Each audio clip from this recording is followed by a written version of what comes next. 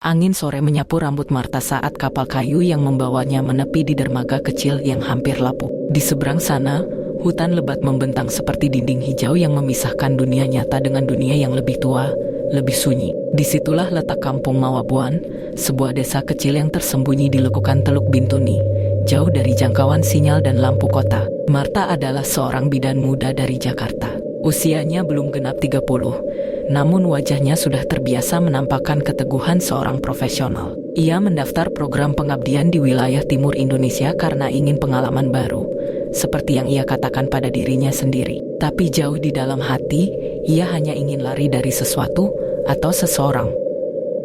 Seorang pria tua menyambutnya di dermaga. Kulitnya legam, wajahnya keras, tapi sorot matanya ramah. "Saya Daud, kepala dusun. Ibu Marta ya," katanya sambil menjabat tangannya dengan kaku. Ia mengenakan kain kepala merah yang sudah pudar warnanya. "Benar, Pak.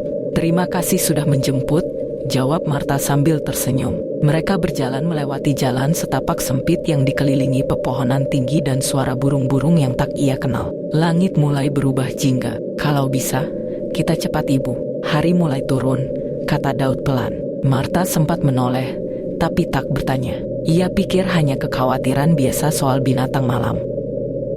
Rumah tempat tinggal Marta adalah bangunan kayu di samping puskesmas pembantu. Sederhana tapi bersih. Tapi saat malam mulai turun dan suara jangkrik bersahutan, Marta merasakan sesuatu yang lain. Bukan ketakutan, lebih seperti pengawasan. Saat ia bersiap tidur, suara keras seperti kepakan sayap besar terdengar di atap rumah. Suara itu berulang 3 kali. Marta membeku. Ia mematikan lampu dan menunggu dalam gelap. Tak ada lagi suara. Tapi di luar, anjing-anjing menggonggong liar. Keesokan paginya, Marta mendengar kabar bahwa seorang warga, seorang nenek tua bernama Ina Ella, ditemukan meninggal di gubuk belakang rumahnya. Tubuhnya membiru, matanya melotot, dan tangan kirinya mencengkeram dada seperti menahan sesuatu yang menindihnya saat tidur. Ibu Ina bilang, dia lihat sayap besar hitam malam sebelumnya, bisik seorang ibu muda. Saat mereka memandikan jenazah, "Itu Suwanggi," tambahnya, nyaris tanpa suara. Marta mengernyit. Ia tak percaya. Tapi malam itu, suara kepakan sayap kembali terdengar. Kali ini, lebih dekat, dan ia melihat sesuatu dari sela jendela. Bayangan besar berlalu cepat di langit, seolah malam punya mata sendiri. Dan malam itu, satu warga lagi jatuh sakit, menggigil dan mengigau. Dia datang, perempuan itu kembali. Kampung Mawabuan tampak sunyi keesokan paginya. Tidak seperti hari sebelumnya, tak ada anak-anak berlari di halaman. Orang-orang berjalan cepat, bicara pelan, dan sesekali melirik langit dengan wajah tegang. Marta baru saja selesai membersihkan ruang pemeriksaan saat Ibu Nadra, perempuan paruh baya yang menjadi asisten puskesmas, masuk tergesa-gesa. "Ibu Marta, ada yang datang. Keluarga dari yang sakit semalam," katanya pelan, seolah takut suaranya didengar sesuatu yang tak kasat mata. Di ruang tamu, seorang pria bertubuh kurus dengan mata sayu duduk memeluk lutut. Namanya Manasye, anak dari pria yang semalam mengigau soal sayap besar. Di sampingnya berdiri seorang perempuan tua dengan kain tenun merah tua membungkus tubuh. Wajahnya penuh kerutan, tapi matanya tajam. "Ini Mama Koba," bisik Ibu Nadra menunjuk ke seorang wanita paruh baya di sebelahnya. "Mama Koba dukun tua di kampung ini." Semua orang dengar nasihatnya. Mama Koba menatap Marta dalam-dalam. Lalu ia berkata, "Kalau bukan karena noken dan tumbuhan, orang-orang sudah mati semua." Marta mencoba tersenyum. "Kami akan bantu sebisa mungkin secara medis, Mama." Tapi Mama Koba menggeleng. "Ini bukan demam biasa. Ini Suwanggi makan jiwa, bukan badan." Marta terdiam. Mama Koba duduk dan membuka kantong kecil dari serat pohon yang disebut noken. Ia mengeluarkan daun sirih merah, kulit pohon masoi, dan batang kecil dari kayu sukun yang sudah dikeringkan. Kalau orang kerasukan Suwanggi, dia akan mimpi sama, dikejar bayangan. Badannya menggigil, dan ia bicara dalam lidah asing saat hampir mati. Marta terkejut. Itu persis gejala yang ia catat malam sebelumnya. Orang yang kena bukan sembarang orang, lanjut Mama Koba. Itu dipilih atau dibalas. Sore itu, Marta memutuskan berkunjung ke rumah keluarga korban, ditemani Manasye. Rumah itu kecil dan remang. Di kamar korban, dindingnya penuh goresan yang menyerupai bekas kuku besar. Tidak ada hewan peliharaan di sekitar rumah. Dan, anehnya, semua cermin telah ditutupi kain hitam. Martha bertanya, tapi Manasya hanya menjawab, supaya tidak dipantau dari alam lain. Saat hendak pulang, Martha melihat sesuatu di luar rumah. Jejak kaki aneh di tanah basah, seperti bentuk kaki manusia, tapi dengan 4 jari panjang dan cekungan dalam di tengah. Malamnya, di bawah cahaya lampu minyak, Martha mulai membaca catatan lama dari bidan sebelumnya. Beberapa halaman terakhir berantakan, tapi ada satu catatan yang membuat jantungnya berhenti sesaat. Kalau kau mendengar sayap di atap 3 kali, itu peringatan. Kalau kau melihat bayangan di langit, itu tanda. Tapi kalau kau dengar namamu dipanggil dari luar jendela, jangan jawab, karena itu bukan manusia. 3 malam berturut-turut, kepakan sayap di atap rumah puskesmas terdengar tepat pukul 3 dini hari. Selalu 3 kali. Selalu disusul suara anjing menyalak liar. Lalu hening yang membuat jantung seakan berhenti berdetak. Martha mulai menuliskan semua kejadian dalam buku hariannya. Malam pertama, sayap. Malam kedua, suara di jendela. Malam ketiga, bisikan. Ya Tuhan, aku yakin itu suara perempuan, menyebut namaku dari luar rumah. Pagi itu, ia menemui Mama Koba lagi. Tapi wanita tua itu hanya menatapnya dengan mata merah yang letih. Baru 3 malam ya, katanya lirih. Apa maksudnya Mama? Kalau sudah 7, kau tak bisa pulang. Karena bagian darimu sudah bukan milikmu lagi. Martha merasa lemas. Ia berpikir Mama Koba hanya menakutinya. Tapi kemudian, ia menunjukkan sesuatu. Mama Koba membuka kain tenun di atas tikar, memperlihatkan sebuah ukiran kayu yang sangat tua, berbentuk perempuan bersayap, dengan wajah separuh manusia, separuh burung hantu. Ini ukiran dari suku Sumuri, suku paling tua di sekitar Teluk Bintuni. Katanya, mereka percaya ada roh perempuan yang bisa berubah jadi burung malam, memakan roh manusia lewat mimpi. Nama aslinya tidak boleh disebut. Kami hanya bilang dia ini Yenau, si pembawa angin malam. Dan dia masih dipercaya ada. Tanya Martha. Mama Koba mengangguk perlahan. Karena satu hal, tidak ada yang pernah bisa menjelaskan mengapa orang mati dengan mata terbuka dan lidah membiru, tapi tanpa luka sama sekali. Hari itu, suasana kampung semakin mencekam. Ada laporan bahwa seekor anak babi ditemukan mati tergantung di pohon, dengan dada terbuka dan jantung hilang. Bukan hanya penduduk yang takut, bahkan pendeta kampung, Pak Amos, datang ke rumah Martha dengan membawa Alkitab dan sebotol minyak urapan. Kita harus berdoa, katanya, tapi juga harus bicara.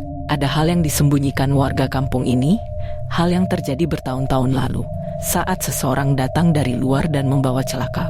Siapa? Tanya Martha. Pak Amos menatapnya lama, lalu pelan-pelan menjawab, ibumu. Martha menatap Pak Amos seperti baru melihat hantu. Apa maksud Bapak? Ibu saya pernah ke sini. Pak Amos menunduk. Di tangannya, salib kayu kecil digenggam erat. Ibumu, Veronica Tiworo, datang ke Teluk Bintuni 29 tahun lalu. Bukan sebagai perawat seperti kamu. Dia datang mencari anak. Anak, ibumu pernah kehilangan bayi pertamanya. Kata orang kota, keguguran. Tapi orang tua di sini percaya, itu ulah Suwangi yang menuntut tumbal karena perjanjian lama keluarganya dibiak. Dan satu-satunya cara untuk menutup kutukan itu adalah, Pak Amos menghentikan kalimatnya. Wajahnya pucat. Adalah menebusnya dengan janin yang belum terikat ruh. Dan tempatnya adalah di sini, di kaki hutan Foforina. Martha tak bisa bernapas. Ibu kandungnya selama ini tak pernah menceritakan masa lalunya. Ia hanya tahu mereka sering berpindah kota, dan ibunya sering bicara sendiri dalam bahasa yang tak pernah Martha mengerti. Pak Amos melanjutkan, suaranya nyaris berbisik, ibumu mengandungmu setelah ritual itu. Anak perempuan yang lahir dari rahim yang ditebus di Foforina, konon akan menjadi penghubung 2 dunia. Apa itu maksudnya saya? Suara Martha pecah. Pak Amos hanya diam, tapi di matanya ada jawaban yang tak ingin Martha dengar. Malam itu, Martha bermimpi. Ia berjalan di dalam hutan yang asing, tapi terasa akrab. Pepohonan besar dengan akar yang mencuat seperti kuku panjang, kabut yang menggantung setinggi dada. Di kejauhan, suara tangisan bayi, lalu berubah menjadi tawa perempuan. Martha menoleh ke belakang. Sosok perempuan berselendang hitam berdiri diam, menatapnya dengan wajah yang samar. Tapi dari bayang matanya, Marta tahu siapa itu.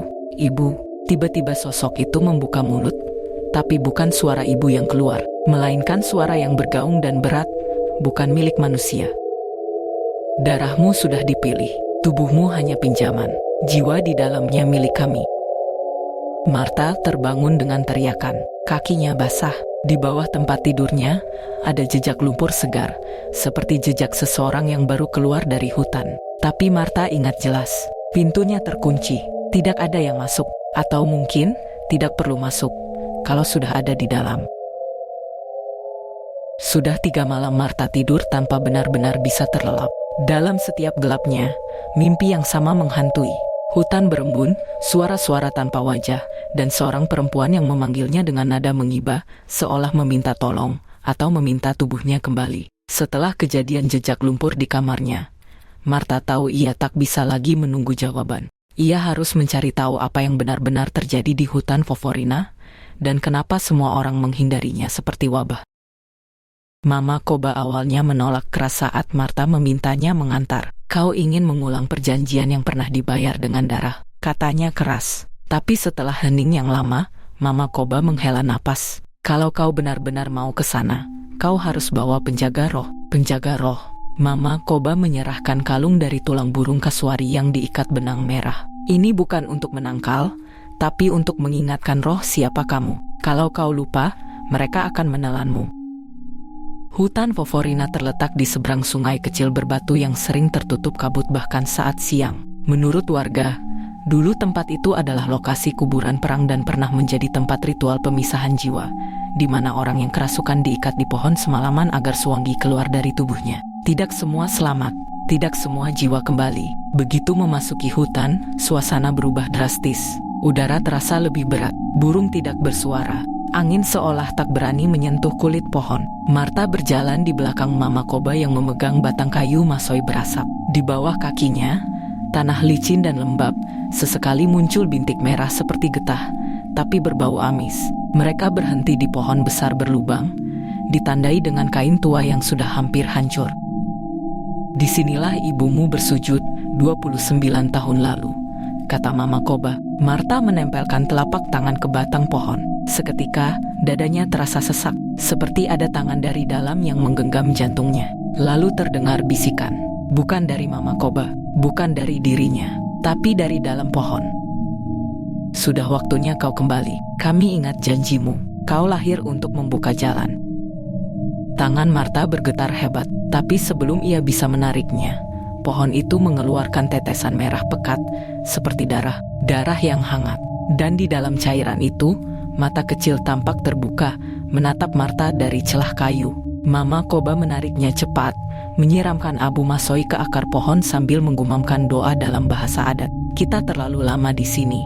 Foforina sudah tahu kau kembali, dan dia sudah lama lapar. Pulang dari Foforina, Marta merasa tubuhnya ringan, tapi pikirannya berat. Malam itu, ia tak bermimpi. Ia terbangun sebelum subuh karena suara tangisan. Bukan dari mimpinya, tapi dari luar rumah. Ia membuka pintu. Dara, anak kecil yang tinggal tak jauh dari puskesmas, duduk di tanah, menangis, bajunya kotor lumpur, wajahnya pucat. Ada perempuan di atap rumah kami, bisiknya pelan. Dia panggil ayah, tapi ayah nggak bangun-bangun.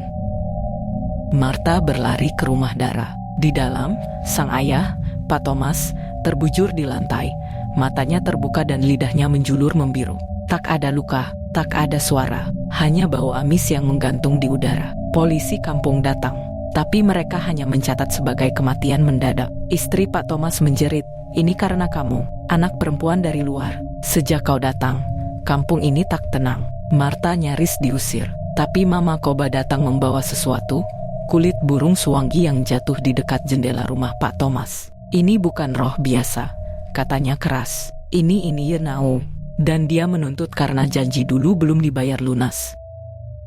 Marta tak bisa lagi menyangkal. Ia pulang ke puskesmas, membuka kembali dokumen tua warisan ibunya. Di antara map berdebu, ia menemukan surat tulisan tangan, tanggalnya 2 bulan sebelum Marta lahir.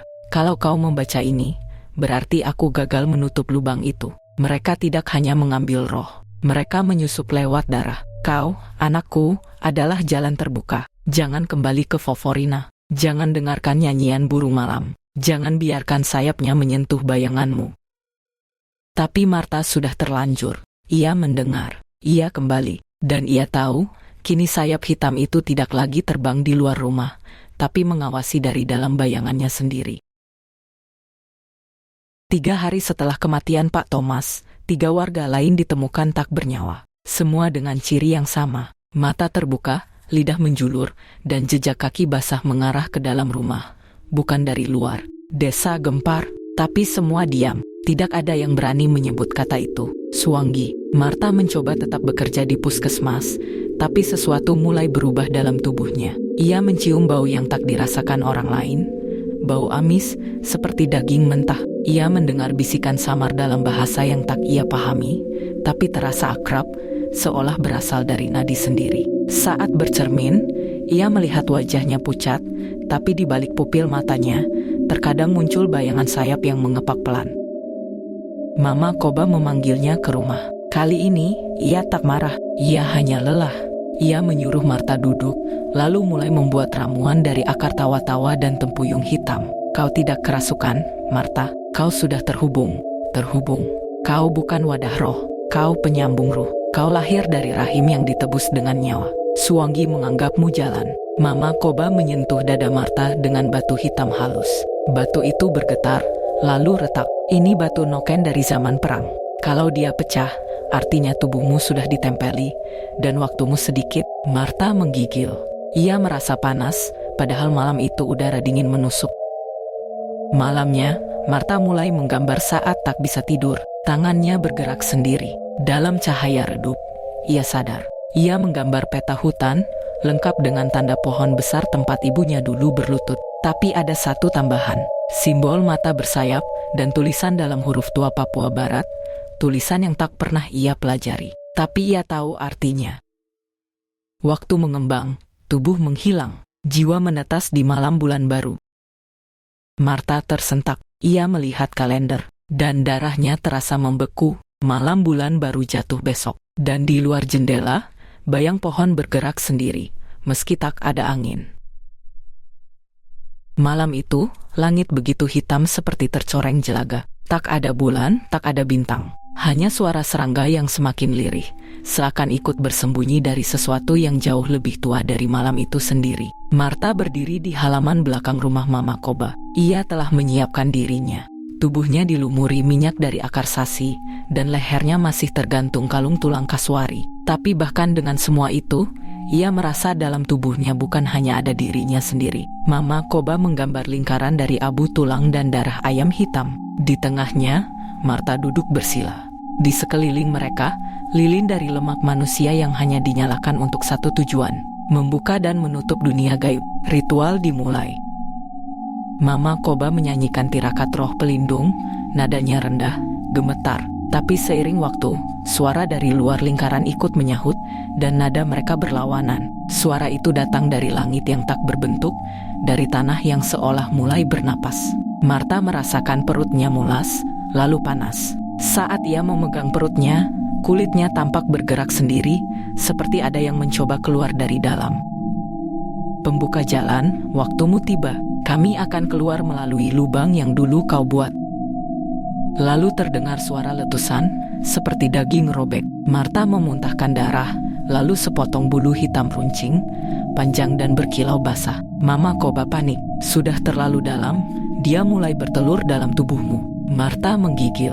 Apa yang harus kulakukan? Mama Koba menatap langit. Hanya satu cara, kau harus kembali ke akar perjanjian, di pohon leluhur Foforina, dan bakar batang asal. Kalau tidak, tubuhmu akan menjadi tempat Suanggi beranak pinak. Kau bukan manusia lagi, kau akan jadi inang bersayap. Malam itu juga, mereka menuju Foforina. Tapi kali ini hutan tidak diam. Pepohonan berbisik, tanah basah mengisap langkah kaki. Kabut turun, bukan dari langit, tapi dari pohon-pohon itu sendiri. Seolah mereka juga bernapas, menunggu. Di tengah hutan, Marta mendengar suara ibunya. Tapi kali ini bukan mimpi. Maafkan Mama, seharusnya bukan kamu. Dan di depan mereka, berdiri sosok hitam bersayap, setinggi 2 kali manusia. Matanya kosong, mulutnya penuh taring. Tapi tangannya adalah tangan manusia, dan wajahnya adalah wajah Marta sendiri. Sosok itu berdiri di tengah jalur sempit hutan Foforina. Bayangannya panjang, menjulur ke tanah seperti akar yang tumbuh ke atas. Wajahnya adalah wajah Marta, tapi bukan dirinya. Matanya kosong, bibirnya pucat, dan kulitnya keabuan seperti kulit manusia yang sudah tak bernyawa. Kau tak diambil, Marta, kau dipanggil pulang. Sosok itu membuka kedua sayapnya, hitam, lebar, terbuat dari potongan bayangan orang-orang mati, terlihat jelas karena sebagian masih membawa wajah yang mengenaskan. Pak Thomas, Dara, bahkan wajah ibunya sendiri. Mama Koba menarik Marta ke belakang. Tapi Marta tak bergerak, tubuhnya terasa ringan, tapi jiwanya berat. Suara dalam kepalanya bergaung. Kami dari rahim yang sama. Aku bagian yang dibuang, kau yang dibesarkan. Tapi lubang tetap lubang. Dan kini waktunya tertutup, atau menjadi pintu seumur hidup. Sosok itu mendekat, tanah basah menyambut langkahnya, tapi tak menimbulkan suara. Marta bisa mencium bau amis yang makin kuat, bukan darah segar, tapi darah yang dipendam terlalu lama. Kenapa aku? Tanya Marta lirih. Sosok itu menyentuh dada Marta, hangat, karena kau yang lahir saat pintu terbuka, karena tubuhmu bisa menampung kami tanpa pecah. Karena kau sempurna.